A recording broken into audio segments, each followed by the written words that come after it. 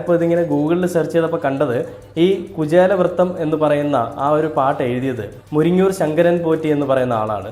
അത് പാട്ട് പെർഫോം ചെയ്തിരിക്കുന്നത് കോട്ടയ്ക്കൽ മധു എന്ന് പറയുന്ന ഒരാളാണ്. ഇതിൻ്റെ ഒരു പാട്ട് ഞാൻ ഫേസ്ബുക്കിൽ കണ്ടു.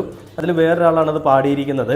ഒരിക്കലും ഇത് ഗൗരി ലക്ഷ്മി പാടിയൊരു പാട്ടല്ല എന്ന് എല്ലാവർക്കും അറിയാമായിരുന്നു. അപ്പോൾ ഗൗരി ലക്ഷ്മിയുടെ പേര് പറഞ്ഞുകൊണ്ട് ഗൗരി ലക്ഷ്മി പാടിയതെന്ന് പറഞ്ഞുകൊണ്ടാണ് ഇവരിത് സംസാരിക്കുന്നത്.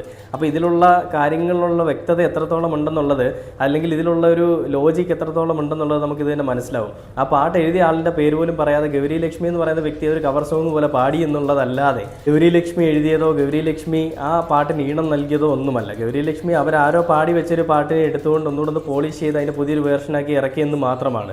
അത് എഴുതിയ ആളിൻ്റെ പേരൊന്നും ഇവർ പരാമർശിക്കുന്നില്ല. അപ്പോൾ ഇവരുടെ ഈ ഒരു എന്താ പറയുക, നിരീക്ഷണം എത്രത്തോളം ഉണ്ടെന്നുള്ളത് നമുക്ക് ഈ ഒരു കാര്യത്തിൽ തന്നെ മനസ്സിലാവും, അല്ലേ? അപ്പോൾ വേടൻ്റെ ഭൂമിയിൽ ഞാൻ വാഴുന്ന ഇടം, ഇതേപോലെ തന്നെ മൈക്കിൾ ജാക്സന്റെ ഒരു പാട്ടുണ്ടായിരുന്നു. ആ ഒരു പാട്ട് അത് ഇതുവരെ യൂണിവേഴ്സിറ്റിയിൽ നിന്ന് ഒഴിവാക്കിയിട്ടില്ല.